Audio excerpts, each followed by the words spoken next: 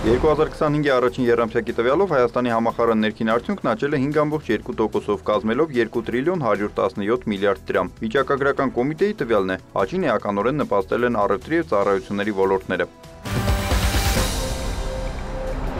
Սաուդյան Արաբիայի, Բահրեյնի և Օմանի քաղաքացիների համար Հայաստանը վերացրեց մուտքի արտոնագրերի անհրաժեշտությունը։ Վիզային ազատ ռեժիմ կսահմանվի նաև այն անձանց համար, որոնք այդ երեք երկրներում, նաև Արաբական Միացյալ Էմիրություններում և Ամերիկայի Միացյալ Նահանգներում ունեն կացության իրավունքի կարգավիճակ։ Անհրաժեշտությունը այս փոփոխության հիմնավորվում է տնտեսական նկատառումներով։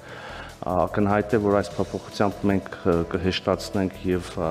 մարդկանց այցելությունը մեր երկիր եւ մարդկանց միջև, այսինքն մեր քաղաքացիների հետ շփումները, ինչպես նաեւ կմեծացնենք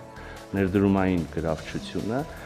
Ուզում եմ ավելացնել նաեւ, որ մի շարք այլ երկրներում, հարևան երկրներում,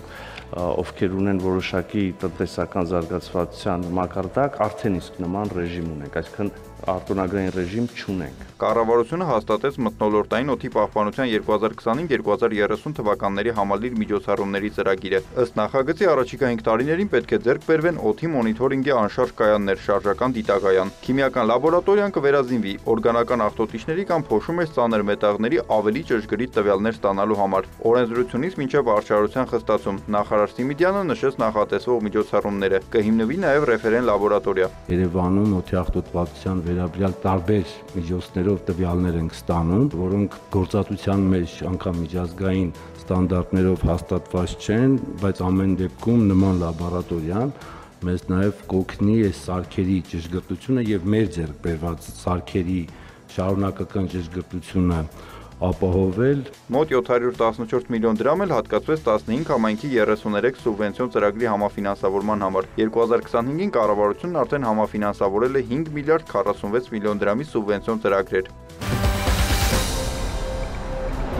Գործադիրը որոշում է ընդունել Հայաստանում մի շարք ապրանքների նույնականացման միջոցներով դրոշմավորման ներդրման ժամկետները հետաձգելու նպատակով։ Հաշվի առնելով դրոշմավորման նոր համակարգի ներդրման հետ կապված աշխատանքների ծավալը եւ տնտեսվարողների կողմից բիզնես գործընթացների համապատասխանեցման համար անհրաժեշտ ռեսուրսներն ու ժամկետները դրոշմավորման ենթակա այն ապրանքների համար, որոնց դեպքում սահմանված էր 2025 թվականի մարտի 1-ից տարբերվող ժամկետ, նույնականացման միջոցներով դրոշմավորումը նախատեսվել է 2026-ի հունվարի 1-ից։ Որոշմամբ առաջարկում է նաեւ դրոշմավորման ծածկագիր ստանալու հայտում ներառվող տվյալների ցանկում լրացնել ապրանքի տեղեկատվության հայաֆիկացումը։ Կառավարությունը համաձայնություն է տվել Սյունիքի մարտի Տաթև համայնքի վարչական սահմաններում գտնվող համայնքային սեփականություն հանդիսացող բնակավայրերի նպատակային նշանակության 3,4 հեկտար մակերեսով բնակելի կառուցապատման հողամասը Թուֆենկյան բարեգործական հիմնադրամին նվիրաբերությամբ տրամադրելուն։ Հիմնադրամը նախատեսում է Սվարանց գյուղում Լեռնային Ղարաբաղից տեղահանված կառավարության որոշմամբ հավաստագիր ստացած եւ սույն ծրագրի շահառու դառնալու համաձայնություն տված 20 ընտանիքների համար 20 բնակելի տների կառուցում, նշված ընտանիքներին տրամադրելու նպատակով 20 անասնագոմերի կառուցում, նշված 20 տների կահավորում եւ 20 հատ արևային տաքացուցիչների տեղադրում, ինչպես նաեւ 34 հատ արևային տաքացուցիչների տեղադրում գյուղի բնակիչների տների համար, գյուղի վարչական շենքի, բուժկետի եւ մանկապարտեզի վերանորոգում, խաղահրապարակի կառուցում եւ գերեզմանատան բարեկարգում։ Համաշխարհային բանկի վարկային ծրագրով $100 միլիոն կուղղվի զբոսաշրջային ենթակառուցվածքների զարգացմանը, հայտնել է էկոնոմիկայի նախարարը։ Անդրադառնալով կառավարության ընդունած որոշ երկրների համար մուտքի վիզային ռեժիմը հանելու որոշմանը, Գևորգ Պապոյանը նշել է. Այս գործողությունը միակողմանի գործողություն է եւ սրա նպատակը ոչ թե Հայաստանի քաղաքացիների այլ երկրներում հանգստանալու հնարավորությունը հեշտացնել, ինչը պակաս կարևոր գործ չէ իհարկե, բայց այդտեղ ուրիշ գործողություն ենք իրականացրել, օրինակ Հայաստան է եկել Վիզերը, որը 8 նոր ուղղություն է 6 տարբեր երկրներում բացել, միայն կբացի միայն նոր ուրեմն քաղաքականության արդյունքում, այդ թվում Գյումրիից թռիչքներ կունենա եւ գիտեք, որ ինքը հայտարարել է նաեւ քանի որ պետական մեծ աջակցություն են տալիս, այդ աջակցության շնորհիվ իրենք հայտարարել են, որ մոտ 30 եվրոյով արդեն թռիչքներ ներել են։ Ինչ վերաբերում է կոնյակագործների խնդրին, որոնք վերջին շրջանում բողոքի ակցիաներ են իրականացնում Վրաստանի դեսպանատան դիմաց, պահանջելով պարզաբանել, թե ԵԱՏՄ արտահանվող ալկոհոլային խմիչքներն ինչու են նմուշարման համար շաբաթներով պահվում տարանցիկ երկրում, Պապոյանը նշել է, անհրաժեշտության դեպքում հնարավոր է այցելի Վրաստան։ Շատ ակտիվ քննարկումների մեջ են Հայաստանի Հանրապետության կառավարությունը հիմա մշակում է աջակցության ծրագրեր մեր կոնյակագործների համար,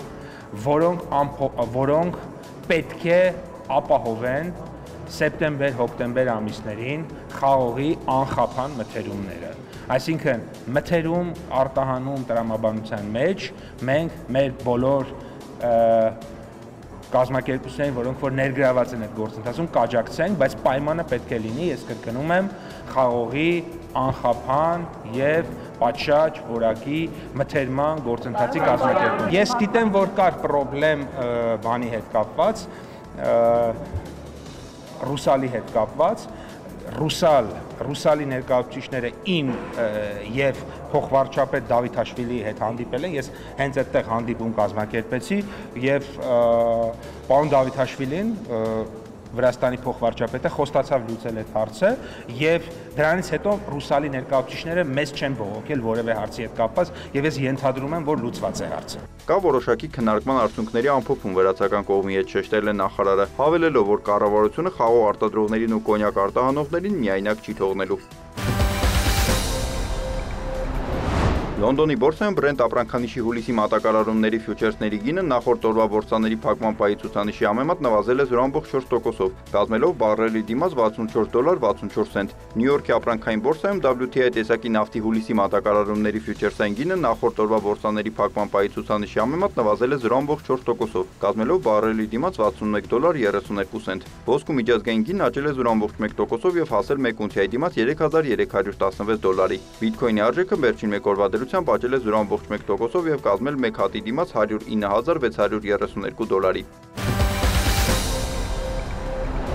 Հայաստանի կենտրոնական բանկը տեղեկացրել է, որ մայիսի 22-ի տվյալով ամերիկյան դոլարը միջինն արժեցել է 384 դրամ 44 լումա, եվրոպական արժույթի գինը կազմել է 434 դրամ 11 լումա, ռուսական ռուբլու արժեքը կազմել է 4 դրամ 82 լումա։